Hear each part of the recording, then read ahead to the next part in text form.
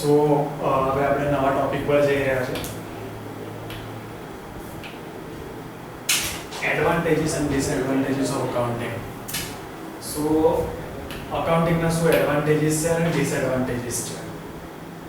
Mostly advantages જ છે. What is advantages? Financial information about businesses. આપણે ઉપર લાસ્ટ લેક્ચરમાં જે રીતે વાત થઈ હતી, financial performance during the accounting period, એટલે for example profit and loss and also financial position at the end of accounting periods is known as through accounting. કેવી રીતે? ફાઇનાન્શિયલ, આપણે જેવી રીતે વાત થઈ, ફાઇનાન્શિયલ અકાઉન્ટિંગમાં ફાઇનાન્શિયલ પોઝિશન્સ જે કંપનીનો profit and loss account, profit છે, લોસ છે, તમારે ફોરકાસ્ટ કરવા માટે ફાઇનાન્શિયલ ઇન્ફોર્મેશન અબાઉટ બિઝનેસ, એ એનો પહેલો એડવાન્ટેજીસ છે. બીજો advantages assistance of management. Okay, આપણે એક બેઝિક લઈએ. કંપનીના સીઈઓ છે, સીએફઓ છે, જે ઓનર છે, પાર્ટનર છે, તો એ લોકોને વિધાઉટ અકાઉન્ટિંગ કોઈ ડિસિઝન લેવા હોય તો લઈ શકે? નહીં લઈ શકે. કેમ? અકાઉન્ટિંગ જ એમને રિપોર્ટ આપે છે. અકાઉન્ટિંગ જ કહે છે કે તમારે ફિક્સ એસેટ પરચેસ કરવા માટે કેશ અવેલેબલ છે કે નહીં, કેશ એટલી ફ્લુઅન્ટ છે કે નહીં, બેંક અકાઉન્ટમાં જે ફિક્સ ડિપોઝિટ્સ કેટલી છે, ઇન્વેસ્ટમેન્ટ કેટલું છે, ડિસઇન્વેસ્ટમેન્ટ એટલે ઇન્વેસ્ટમેન્ટ વિથડ્રોલ કેટલું કરવું પડે એવું છે. સો એ ડિસિઝન વગર મેનેજમેન્ટ કંપનીને આગળ નહીં વધારી શકે. એટલે કંપનીને જો આગળ જવું હોય એટલે કંટ્રોલ ઓન કરંટ અફેર્સ, એટલે જે એમને આગળ જવું છે, કોઈ ડિસિઝન લેવું છે, તો નહીં લઈ શકે વિધાઉટ અકાઉન્ટિંગ. સો આ મેનેજમેન્ટને એક મદદ થાય છે અકાઉન્ટિંગથી. ત્રીજું છે replace memory.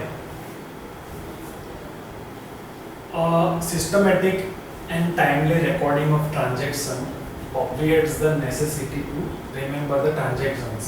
Accounting record provides this necessary information. That means ke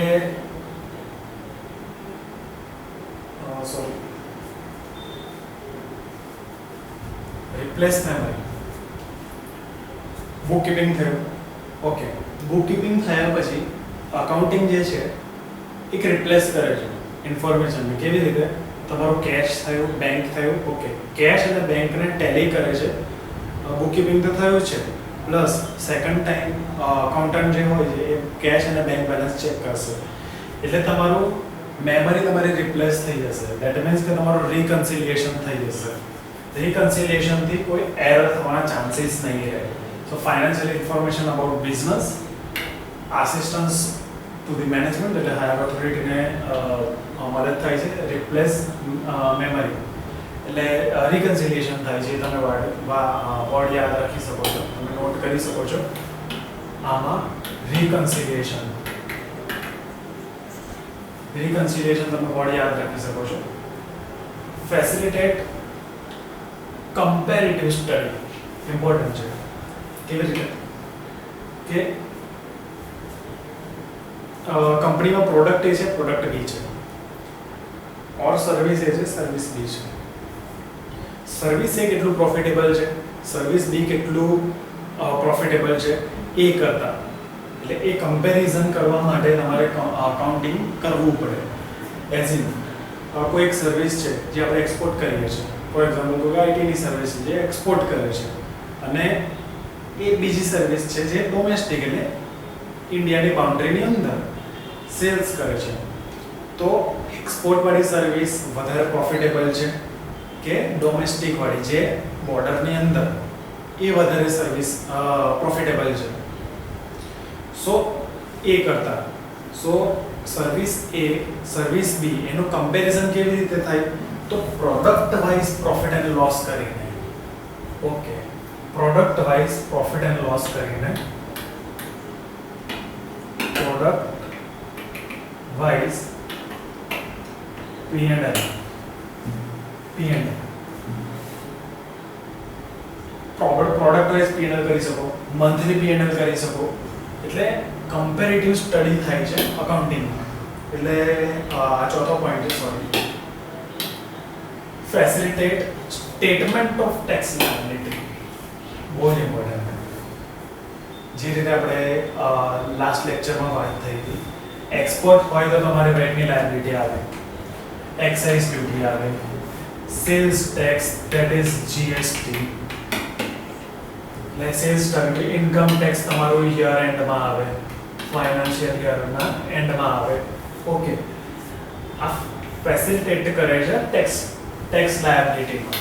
that means કેટલો GST પે કરવાનો છે, કેટલો ટેક્સ એડવાન્સ પે કરવાનો આવશે એનું ફોરકાસ્ટ, વેટ કેટલો પેએબલ છે, એક્સાઇઝ ડ્યુટી કેટલી પેએબલ છે, GST કેટલો રિસીવેબલ છે.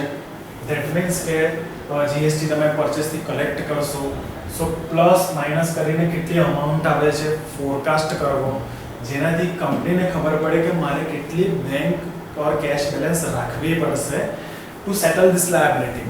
એટલે ફેસિલિટેટ કરે છે સેટલમેન્ટ ઓફ ટેક્સ લાયબિલિટીમાં. શું?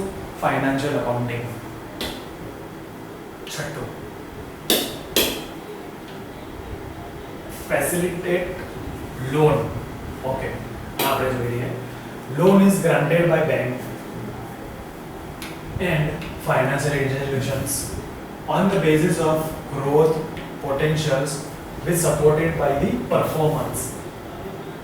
બરાબર છે. Accounting makes available the information with respect to performance.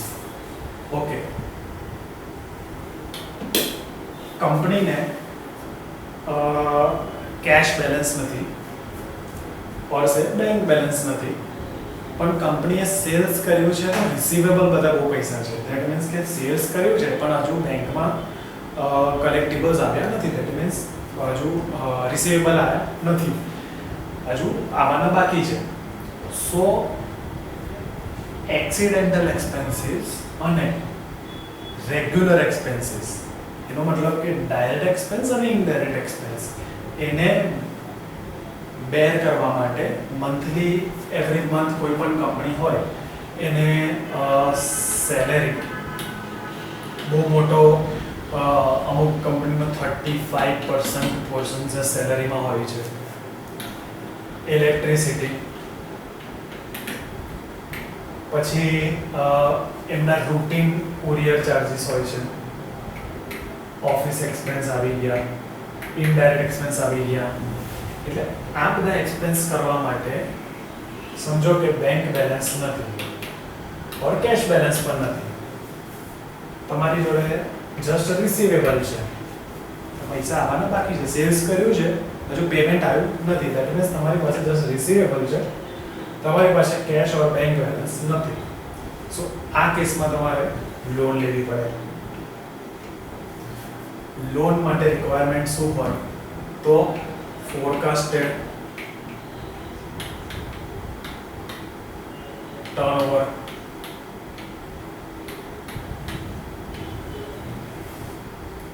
or monthly P&L. Loan લેવા માટે ટુ સેટલ યોર એક્સપેન્સીસ, આટલા એક્સપેન્સીસને તમારે સેટલ કરવા માટે તમારે લોન લેવી પડે. લોન લેવા માટે તમારે ફોરકાસ્ટેડ ટર્નઓવરની જરૂર પડે અને મંથલી પ્રોફિટ એન્ડ લોસની જરૂર પડે. એ તમે ક્યાંથી લાવશો? તો તમારું પ્રોપર અકાઉન્ટિંગ થયું હશે, તમારું પ્રોપર બુક કીપિંગ થયું હશે, તો તમે એ બુક કીપિંગ અકાઉન્ટન્ટને રિપોર્ટ આપશે અને એ રિપોર્ટ પછી જોઈને એનાલાઇઝ કરીને અકાઉન્ટન્ટ કે મેનેજર કે સિનિયર અકાઉન્ટન્ટ CEO કાં તો ઓનરને ટ્રાન્સફર કરશે રિપોર્ટ, જેમાં ખ્યાલ આવશે કે આપણે કેટલી લોન જોઈશે, કેશ અવેલેબલ છે કે નહીં, અને આ મંથલી P&L અને ટર્નઓવર માટે બેંકને પ્રોવાઈડ કરશે.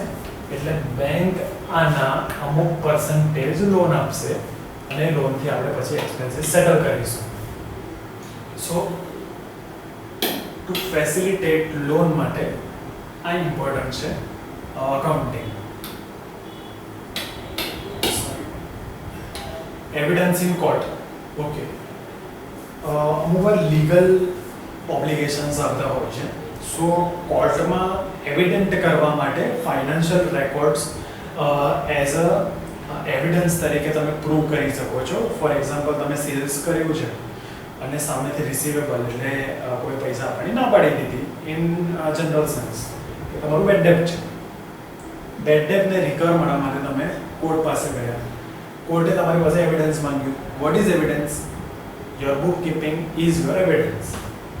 એટલે એવિડન્સ જે છે, અકાઉન્ટિંગ એ એવિડન્સ તરીકે પ્રૂવ કરી શકો છો. બીજું, facilitate cell of business. That is very important.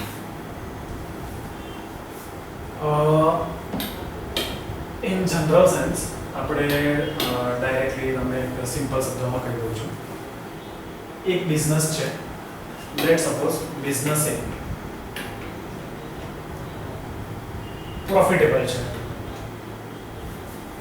Business B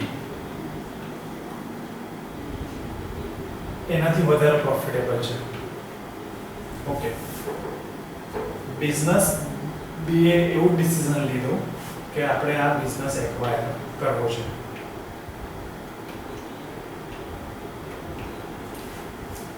so business B A decision લીધું, બિઝનેસ એ આપણે એક્વાયર કરવો છે. એક્વાયર એટલે આખું જ મેનેજમેન્ટ સાથે આખું બિઝનેસ લઈ લેવો છે. સો બિઝનેસ બી ને શું ઇમ્પોર્ટન્ટ છે, શું જોઈશે? ઓકે, સો આ પ્રોફિટ કરે છે કે નહીં, કે લોસ કરે છે, આનો કેશ ફ્લો કેટલો છે, આનો લાયબિલિટી કેટલી છે, આની એસેટ કેટલી છે, કેટલા ડેટર્સ ઊભા છે, કેટલા ક્રેડિટર્સ છે, કેટલી ઇનડાયરેક્ટ લાયબિલિટીઝ છે, કેટલી ડાયરેક્ટ લાયબિલિટીઝ છે. ઓકે, આ જેટલા પોઈન્ટ્સ છે એ પોઈન્ટ્સ મર્જર એન્ડ એક્વિઝિશન એક એક્ટ છે જેના દ્વારા આટલા પોઈન્ટ્સ જો ફૂલફિલ થતા હોય કંપની એ માં પોઝિટિવ છે તો કંપની બી ઇઝીલી કંપની એ ને પરચેસ કરી લેશે. સો ફોર ધેટ આ પોઝિશન માટે તમારે જોઈશે proper accounting.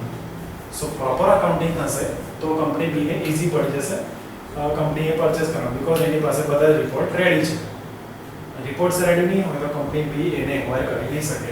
Simple. So facilitate sale of business. 9 point. Assistance in the event of insolvency.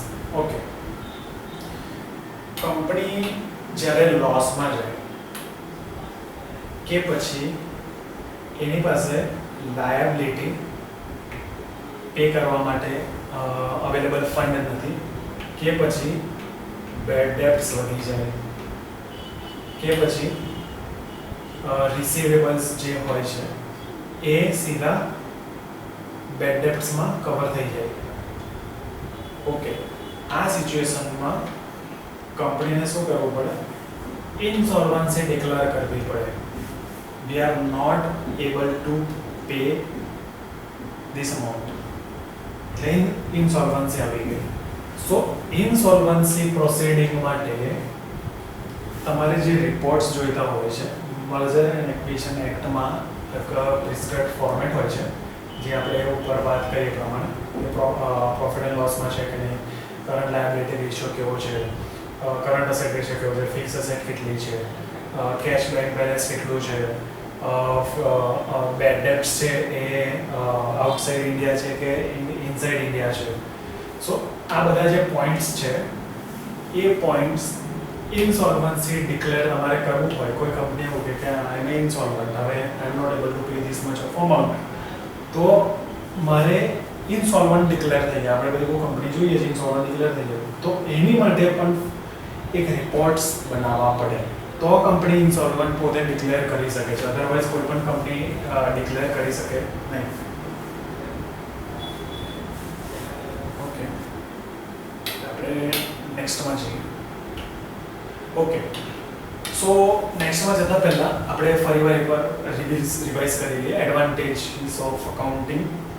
એમાં ફાઇનાન્શિયલ ઇન્ફોર્મેશન અબાઉટ બિઝનેસ, આપણને ઇન્ફોર્મેશન મળી શકે, પ્રોફિટ એન્ડ લોસ છે, પ્રોપર ફોરકાસ્ટ કેવું છે, સેલ્સ કેવું છે, આસિસ્ટન્સ ઓફ મેનેજમેન્ટ જે મેનેજમેન્ટ ઓનર્સ છે એમને કેવી રીતે મદદ થઈ શકે છે, રિપ્લેસમેન્ટ ઓફ મેમરી, આપણે રિકન્સિલિએશનની વાત કરીએ, આની તમે રિપો યાદ રાખી શકો છો,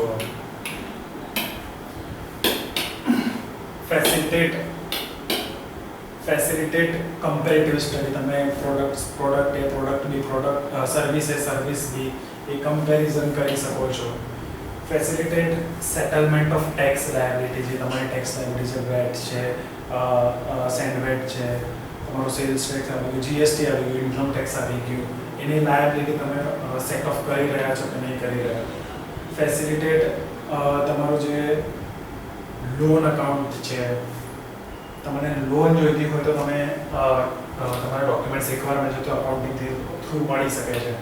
કોર્ટમાં તમારો કેસ ચાલતો હોય તો તમે એઝ અ એવિડન્ટ તરીકે તમારું જીવન અકાઉન્ટિંગ જે તમે મૂકી શકો છો. સેલ ઓફ બિઝનેસ, કોઈ બિઝનેસ સેલ કરવો છે, આપણે એક્ઝામ્પલ લીધો કંપની બી, તો સેલ કરવો છે તો તે ટાઈમે રિપોર્ટ્સ બનાવવા પડે, તો રિપોર્ટ્સ આપણે અકાઉન્ટિંગ દ્વારા મળી જાય છે ઇઝીલી. ઇનસોલ્વન્સી ડિક્લેર કરવી હોય તો રિપોર્ટ્સ કમ્પલસરી છે, મર્જર એન્ડ એક્વિઝિશન એક્ટમાં એ પ્રમાણે આપણે રિપોર્ટ્સ બનાવીને ઇનસોલ્વન્સી ડિક્લેર કરી શકીએ છીએ આપણી કંપની. Okay, 10th and last, helpful in partnership accounts. કેવી રીતે? Okay, at the time of admission of partner or retirement કે death, partner and dissolution of the firm accounting records are vital importance and use. It is so because such records provide the basis to reach the settlement. કેમ? Okay, આપણે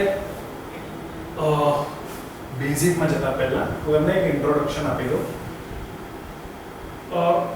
business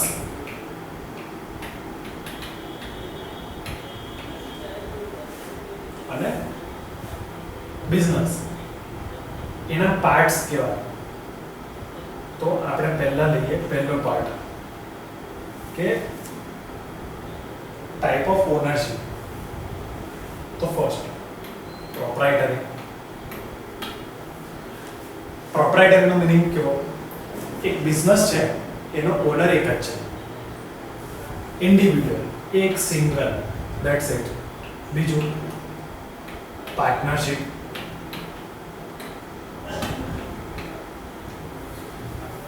પાર્ટનરશિપમાં બે partner પણ હોઈ શકે, maximum 20 સુધી, તો તમારી partnership form થઈ ગઈ. ત્રીજું private limited. Private limited that means કે 20 થી લઈને તમે 100-500 સુધી ઓનર્સ હોય છે, તે પ્રાઇવેટ લિમિટેડમાં તમે કરી શકો છો. ફોર્થ છે LLP, limited liability partnership. Same as partnership પણ રૂલ્સ એન્ડ રેગ્યુલેશન હોય પ્રાઇવેટ લિમિટેડના, that is LLP, limited liability partnership. અને ફિફ્થ છે આપણું લિમિટેડ. લિમિટેડમાં રૂલ્સ એન્ડ રેગ્યુલેશન અલગ હોય છે, એમાં ગવર્મેન્ટ ટેક્સ આવતા હોય છે, પબ્લિક્સ છે. સો આ થઈ આપણી એક બિઝનેસના ઓનરશિપ. એટલે એક બિઝનેસ હોય તો કયા કયા પ્રકારનો હોઈ શકે? એક બિઝનેસ છે તો એક માણસનો સ્ટાર્ટ કરી શકે તો એને પ્રોપ્રાઇટરશિપ કહેવાય. 2 સ્ટાર્ટ કરી છે અને 20 છે, 2 થી લઈને 20 ઓનર ભેગા થયા અને સ્ટાર્ટ કરે છે તો પાર્ટનરશિપમાં ફોલ થઈ જશે. થર્ડ 20 થી લઈને 500 સુધી છે તો એક પ્રાઇવેટ લિમિટેડ પણ કરી શકે છે company. LLP, limited liability partnership, same with partnership જેવું જ હોય છે પણ રૂલ્સ હોય છે પ્રાઇવેટ લિમિટેડમાં, પ્રાઇવેટ લિમિટેડ જેવા. આના રૂલ્સ રેગ્યુલેશન ઓછા હોય છે, આના રૂલ્સ રેગ્યુલેશન વધારે હોય છે. લાસ્ટ છે લિમિટેડ, જેમાં ગવર્મેન્ટ પણ ઇન્ટરફિયર કરે છે, બહાર કોઈ પણ શેર્સ બાય કરીને ઓનર થઈ શકે છે. સો આ થઈ types of business, right? Okay, so એટલા માટે લીધું because helpful in partnership accounts અહીં લખ્યું છે. આમાં જ્યારે બે પાર્ટનર કે 20 પાર્ટનર એમાંથી કોઈ એક પાર્ટનર રિટાયરમેન્ટ લે કે પછી પાર્ટનરની ડેથ થાય કે પછી ડિઝોલ્યુશન ઓફ ફર્મ, આ ત્રણ કેસમાં રિટાયરમેન્ટ કે ભાઈ મારે પાર્ટનરશિપમાંથી હું રિટાયરમેન્ટ લઈ રહ્યો છું, ડેથ થઈ ગઈ છે પાર્ટનરની, કે પછી ડિઝોલ્યુશન ઓફ ફર્મ છે, ત્યારે જ્યારે પાર્ટનરશિપ જે કંપની છે એને આપણે બંધ કરવી પડે. સો આ કેસમાં તમારે અકાઉન્ટિંગ રિપોર્ટ્સ મેન્ડેટરી હોય છે. જ્યાં સુધી અકાઉન્ટિંગ રિપોર્ટ્સ તમે ક્લિયર નહીં કરો, તમારું કેશ બેલેન્સ, તમારું બેંક બેલેન્સ, તમારા ડેટર્સ, તમારી લાયબિલિટી, તમારી કરંટ લાયબિલિટી, તમારી ટેક્સ લાયબિલિટી, તમારા ફિક્સ એસેટ, જ્યાં સુધી તમે ક્લિયર નહીં કરો ત્યાં સુધી ડિઝોલ્યુશન ઓફ પાર્ટનરશિપ નહીં થાય. સો આ બધા માટે અકાઉન્ટિંગ જરૂરી છે. That's it. Understand? Okay. So આટલા આપણા 10 ઇમ્પોર્ટન્ટ થયા. 10 ઇમ્પોર્ટન્સ છે. લિમિટેશન. શું લિમિટેશન્સ છે? બહુ રેર લિમિટેશન્સ હોય છે. પણ લેટ્સ સી હવે લિમિટેશન જોઈએ. Accounting information is expressed in terms of money, right? એનો મતલબ એવું થયો કે નોન મોનેટરી વસ્તુ જે છે એ ટોટલ ઓમિટેડ છે. નોન મોનેટરી વસ્તુમાં શું આવી રહે છે, શું ઇવેન્ટ્સ, કયા ઇવેન્ટ્સ આવે છે. અકાઉન્ટિંગ છે એ just financial transaction, that's it. For example, એમાં કોઈ એમ્પ્લોયી છે તો એમ્પ્લોયીનો પર્સનલ ઇન્ટરેસ્ટ છે એ કવર નથી થતો. કોઈ બેનિફિટ છે કે આપણે એમ્પ્લોયી છે તો એમને સાચવવા જોઈએ, સોશિયલ રિસ્પોન્સિબિલિટી હોવી જોઈએ, એ અકાઉન્ટિંગમાં કવર થતું નથી. That is for different thing. એની માટે અલગ અલગ ડિપાર્ટમેન્ટ છે. પણ એ અકાઉન્ટિંગમાં કન્સેપ્ટ નહીં. અકાઉન્ટિંગમાં સિમ્પલ, જેટલામાં તમારો મની ઇનફ્લો આઉટફ્લો થાય છે એનું મેઝરમેન્ટ થાય છે. Fix assets are recorded in accounting records at the original cost. Okay, હવે આ વસ્તુ સમજી લે. ફિક્સ એસેટ જે છે એ અકાઉન્ટિંગમાં ઓરિજિનલ કોસ્ટમાં રેકોર્ડ થાય છે. સો એનો મતલબ શું? Okay, let's see. 2015માં તમે કાર બાય કરી. એ કારની પ્રાઇસ હતી લેટ્સ સે 1 લાખ રૂપિયા. ઓકે, ડેપ્રિસિએશનના રૂલ પ્રમાણે કારનો તમે 15% તમે ડેપ્રિસિએશન ચાર્જ કરશો. ઓકે, તમે SLM યુઝ કરો છો, સ્ટ્રેટ લાઇન મેથડ. સિમ્પલ કે 15% વર્ષના આ રકમમાંથી ઓછા થઈ જવા જોઈએ. That's it. 2015 2016 આવ્યા તમે, અહીંથી 15,000 લેસ થઈ જાય, -15,000. 16 17 18 19 20 2020માં આની 15% લેખે વેલ્યુ જે છે લેટ્સ સે 60 એટલે 40,000 આપણી લેટ્સ સે ફોર એક્ઝામ્પલ 40,000 અમાઉન્ટ આવી ગઈ લાખ રૂપિયાની ગાડીના. 2015માં લીધી હતી, 2020માં 40,000 આવી ગયા. સો ઓરિજિનલ કોસ્ટમાં ફિક્સ એસેટ રેકોર્ડ થાય છે, રાઈટ? ઓકે, પણ 2020માં જ્યારે તમે સેલ કરો છો ત્યારે આ 40,000ના આના જસ્ટ 20% લેસ આવે છે. કોઈ પણ કાર તમે સેલ કરવા જાઓ તો તમારા સારી કાર છે તો આના 20,000 તો તમારા 80,000 આવ્યા, પણ તમારા અકાઉન્ટમાં તો 40,000 આવે છે. સો આ એક જસ્ટ લૂપહોલ છે, પણ એ લૂપહોલને પણ આપણે એડ કરી શકીએ છીએ રિટર્ન ડાઉન વેલ્યુમાં. તમે જીબી પાસ કરીને બતાવી શકો છો કે અસેટ વેલ્યુએશન વધારે છે, પણ સ્ટીલ એ જ લૂપહોલ છે. એટલે આપણે ડિસએડવાન્ટેજીસ મેં કવર કરી લીધું છે. Okay, third thing, accounting information is sometimes based on estimates. આ ઇમ્પોર્ટન્ટ છે. લેટ્સ સે ઓકે, અકાઉન્ટિંગમાં સમટાઈમ્સ આપણે એસ્ટિમેટ કરીએ છીએ. ફોર એક્ઝામ્પલ, મેનેજમેન્ટે રિપોર્ટ માંગ્યો કે we need sale forecasting.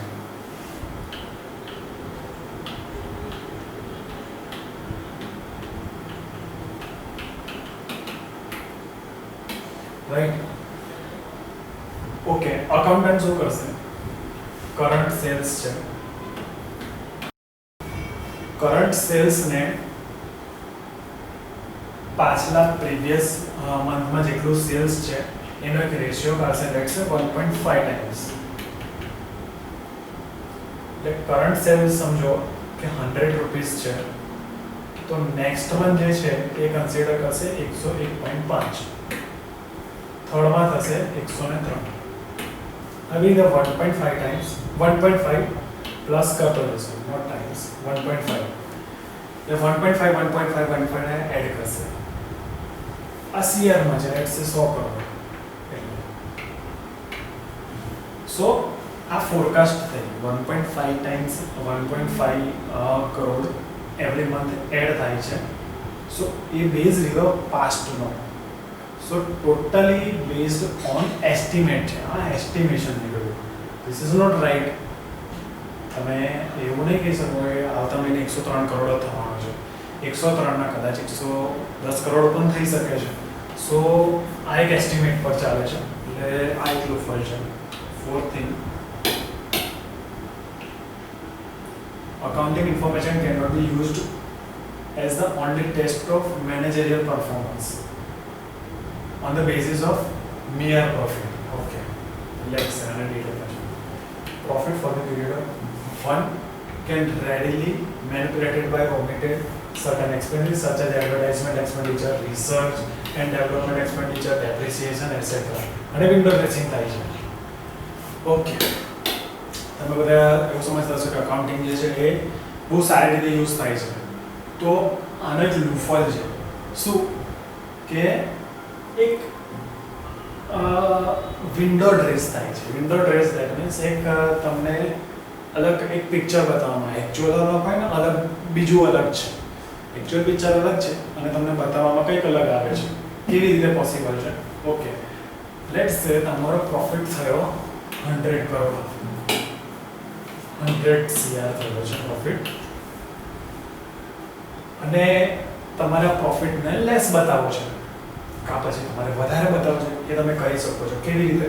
Okay, તમે એડવર્ટાઇઝમેન્ટ એક્સપેન્ડિચર છે એને તમે નેક્સ્ટ યરમાં લઈ જાઓ, એડવાન્સ બતાવી શકો છો કે આ એડવર્ટાઇઝમેન્ટ એક્સપેન્ડિચર એ નેક્સ્ટ યરનો છે. સો આ વર્ષે એક્સપેન્ડિચર સમજો કે 5 કરોડ છે, તો તમે એવું કહો છો કે આને એડવાન્સમાં લઈ જશો, આ નેક્સ્ટ યરનું છે, નેક્સ્ટ યરનું છે.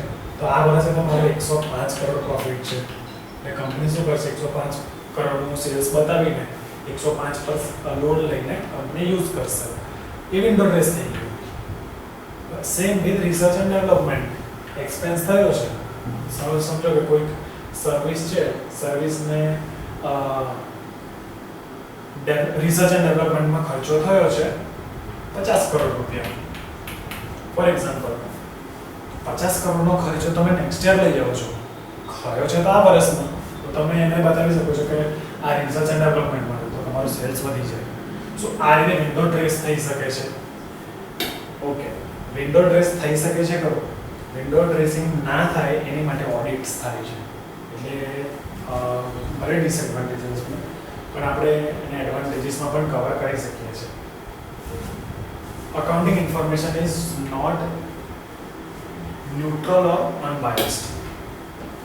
એટલે અકાઉન્ટન્ટ છે, accountants ascertain income as a excess of revenue over expenses, but they consider selected revenue and expenses for circulating profit concern. Okay, sometimes આમાં અકાઉન્ટન્ટનો રોલ એવો હોય છે કે જ્યારે આપણે ફોરકાસ્ટની વાત કરીએ તો ફોરકાસ્ટમાં કરંટ એક્સપેન્સને થોડાક વધારે બતાવીને તમારું સેલ્સ ઓછું કરી શકે છે. સો આ એક વિન્ડો ડ્રેસિંગ છે, આપણે એક વિન્ડો ડ્રેસિંગ ટાઈપ જ છે કે સોશિયલ કોસ્ટ થઈ શકે છે, આપણે ફ્યુચરના ઇલેક્ટ્રિસિટી એક્સપેન્સ વધી શકે છે કે ચાર્જીસ વધી શકે છે, જીએસટી રેટ ચેન્જ થઈ શકે છે. એવું અકાઉન્ટન્ટ જે છે એ વિન્ડો ડ્રેસ કરીને મેનેજમેન્ટ સુધી ખોટી ઇન્ફોર્મેશન પ્રોવાઈડ કરી શકે છે. સો એના ડિસએડવાન્ટેજીસ હતા. ઓકે, સો આપણે હવે જઈએ છે નેક્સ્ટ ટોપિક પર.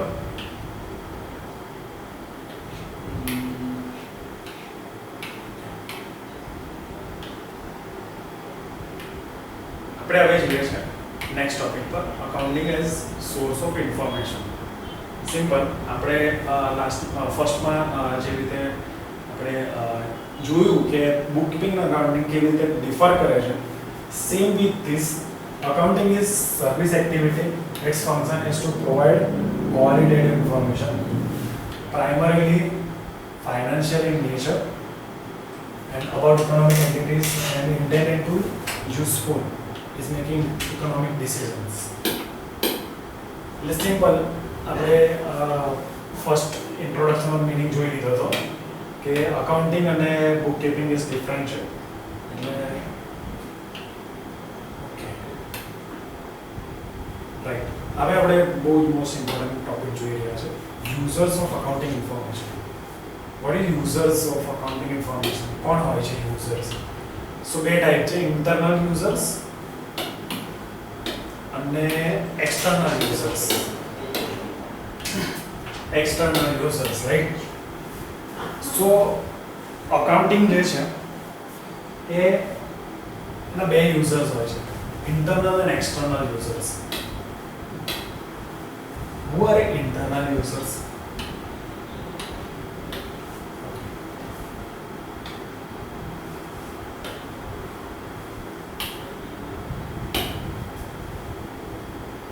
કોણ યુઝ કરે છે ઇન્ટરનલી?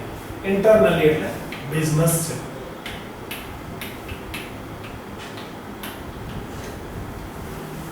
એના ઇન્ટરનલ યુઝર્સ કોણ છે? ઓનર્સ, એના માલિકો, મેનેજમેન્ટ. તો ઓનર શું કામ? Owners contribute capital in the business and thus export to maximum risk. Naturally, they are interested in knowing profit and supplying the business beside the safety of their capital. Okay. Owners એ પોતાનું capital એ બિઝનેસમાં નાખ્યું છે. Vote obvious છે, એને profit થઈ ગયો છે, loss થઈ ગયો છે. કોઈ પણ આજે પર્સન હોય એ પોતાનો બિઝનેસ નથી હોતો, લોસમાં તો ચલાવે જ નહીં. પ્રોફિટ થઈ રહ્યો છે, લોસ થઈ રહ્યો, દેટ ડઝન્ટ મીન કે લોસ બેર કરવો જ છે, કન્ટિન્યુઅસ આવે છે 1-2 વર્ષો તો ઠીક છે, પણ કન્ટિન્યુઅસ પ્રોફિટેબલ છે કે પ્રોફિટ થાય છે, લોસ થાય છે, એવી સિચ્યુએશન છે, તેના માટે ઓનર્સને અકાઉન્ટિંગ ઇન્ફોર્મેશન જરૂરી હોય છે. તો ધીસ ઇઝ ફર્સ્ટ યુઝર. આ યુઝર છે એટલે આને સૌથી વધારે જરૂર પડે અકાઉન્ટિંગ. બીજું કોણ છે? તો મેનેજમેન્ટ. ઓકે, આ ધ ઓનર્સ, એમને જોઈએ છે એમનું કેપિટલ. મેનેજમેન્ટ છે, એમને જોઈએ છે એમની સેલિંગ પ્રાઇસ, કોસ્ટ કંટ્રોલ, પછી ઇન્વેસ્ટમેન્ટ છે નવા પ્રોજેક્ટમાં. ઓનર્સ કેમ યુઝ કરે છે? એના કેપિટલ માટે, કે મારું કેપિટલ જે છે એની અંદર વધારો થાય. મેનેજમેન્ટ શું કરે છે? મેનેજમેન્ટનું કામ એવું છે કે આપણી જે સેલિંગ પ્રાઇસ છે એ માર્કેટમાં કોમ્પિટિટિવ છે કે નહીં એ ચેક કરવા માટે, કોસ્ટ કંટ્રોલ જોવા માટે, જે પણ ડાયરેક્ટ કે ઇનડાયરેક્ટ એક્સપેન્સીસ છે બિઝનેસમાં એ કંટ્રોલ કરવા માટે, ઇન્વેસ્ટમેન્ટ ઇન્ટુ ન્યૂ પ્રોજેક્ટ્સ, જે નવા પ્રોજેક્ટ થયા છે એની અંદર ઇન્વેસ્ટમેન્ટ કરવું કે નહીં કરવું. એટલે યુઝર્સમાં આનો બીજો નંબર આવે છે. This is first. એટલે આ ઓનર્સ ફર્સ્ટ યુઝર આવે, પછી મેનેજમેન્ટ આવે. ઓકે, પછી કોણ આવે છે? પછી આવે છે એમ્પ્લોઈઝ એન્ડ વર્કર્સ. એમ્પ્લોઈઝ કેવી રીતે? તો એમ્પ્લોઈઝ એમને ખબર પડી જાય કે આ વર્ષે કેટલું ઇન્ક્રીમેન્ટ આવ્યું, મારું જે પ્રોવિડન્ટ ફંડ છે એનું કેટલું બેલેન્સ કંપનીએ પે કર્યું છે કે નહીં કર્યું એ ચેક કરવા માટે. પછી બીજું ઇન્સ્યોરન્સ કંપની પે કરે છે તો રેગ્યુલર કરે છે કે નહીં કરે, કેટલું કરે છે, મારું ઇન્ક્રીમેન્ટ કેટલું આવશે, સેલરી કેટલી પ્રોવાઈડ થઈ છે એમ્પ્લોઈઝ એન્ડ વર્કર માટે. સો આ ત્રીજા યુઝર થાય ઇન્ટરનલ એટલે કંપનીની અંદરના. External users, where external users તો બેંક્સ, ફાઇનાન્શિયલ ઇન્સ્ટિટ્યુશન્સ. બેંક્સ હોય તો ફાઇનાન્શિયલ ઇન્સ્ટિટ્યુશન હોય, કોઈ પણ ઇન્ડિયા બુલ્સ હાઉસિંગ ફાઇનાન્સ એ type of financial institution. Bank SBI છે. તો બેંક્સને અકાઉન્ટિંગ કેમ જરૂર પડે? તો banks and financial institutions are essential part of any business. So એટલા માટે કે કોઈ પણ કંપનીને આજે લોનની રિક્વાયરમેન્ટ છે તો એ લોન બેંક કેવી રીતે આપશે? બેંક જોશે એનું અકાઉન્ટિંગ. એટલે એક્સટર્નલ યુઝર તરીકે બેંક બિઝનેસમાં નથી પણ ઇનડાયરેક્ટલી એને અકાઉન્ટિંગ કંપનીનું જોવું પડે, પછી ડિસિઝન લે અને એના બેઝ ઉપર એ લોન પ્રોવાઈડ કરે બેંક અને ફાઇનાન્શિયલ ઇન્સ્ટિટ્યુશન. સો આ એક્સટર્નલ યુઝર થયું. બીજું investor and potential investor. Okay,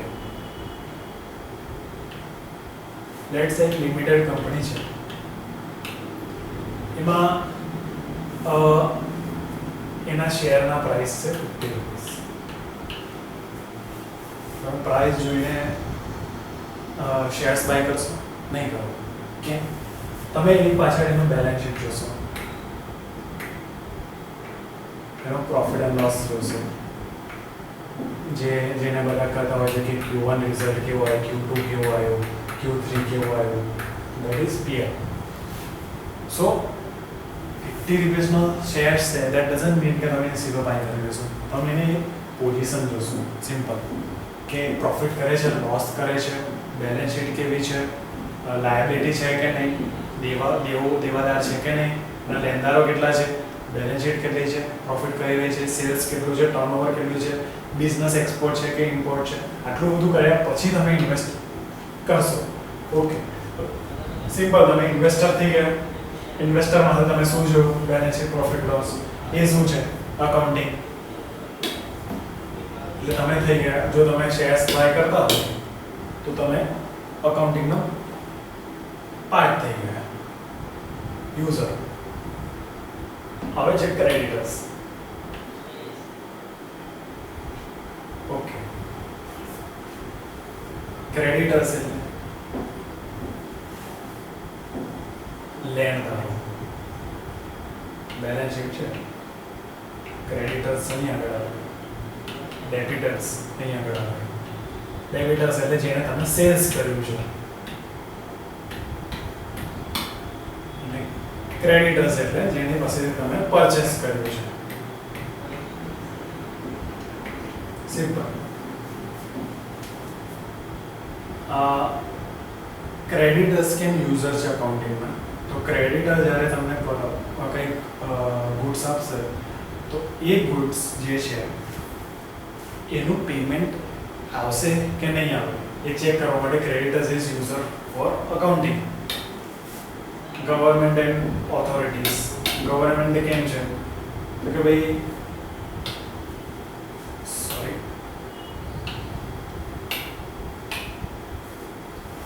excise duty, VAT, service tax, આપણે જીએસટીની વાત કરી તો એ ટાઈમ ટુ ટાઈમ પેમેન્ટ થાય છે કે નહીં ચેક કરવા માટે.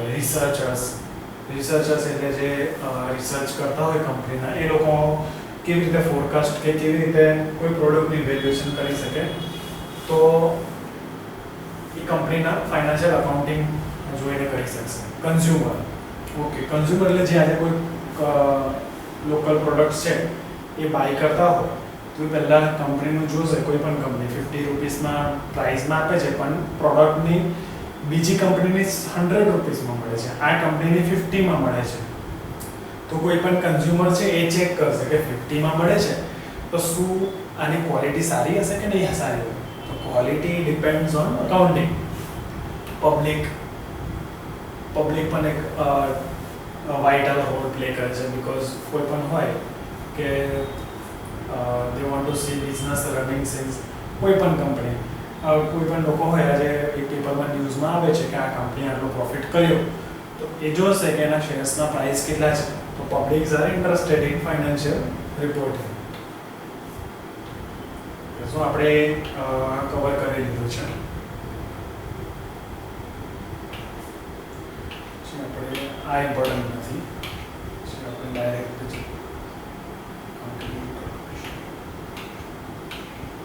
ઓકે.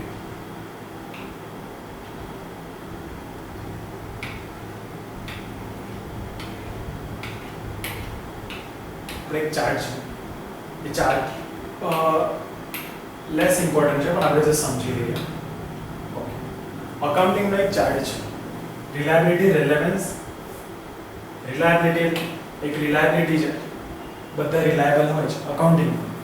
રેલેવન્સ છે કોની ઉપર તો કે ભાઈ બુક કીપિંગ પર. અને રિલાયબિલિટી છે હવે બિઝનેસ પર. Can produce on accounting useful of accounting information which will be limited by lack of understandability and comparability. Okay, accounting relevance છે bookkeeping જોડે, reliability છે business જોડે, can produce શું પ્રોડ્યુસ કરી શકે છે useful accounting information reporting જે આપણે પહેલા વાત થઈ હતી which will be limited by કેવી રીતે કેવા રિપોર્ટ્સ આવી શકે છે તો એક સમજી શકે એવા રિપોર્ટ્સ અને બીજા કમ્પેરેટિવિટી પાછલા મહિને કેટલું પ્રોફિટ એન્ડ લોસ અકાઉન્ટ થયું અને કરંટમાં કેટલું છે એ કમ્પેર કરવા માટે આ બંને વચ્ચે. અને બીજું છે અન્ડરસ્ટેન્ડેબિલિટી ફ્યુચર ફોરકાસ્ટ કેવો છે ગ્રોથ કેવો છે કંપનીનો એ ચેક કરવા માટે અકાઉન્ટિંગ જરૂરી છે. સો આ ઇઝીલી આપણે ડાયરેક્ટલી ચાર્ટ કવર કરી લીધો. Okay, sorry.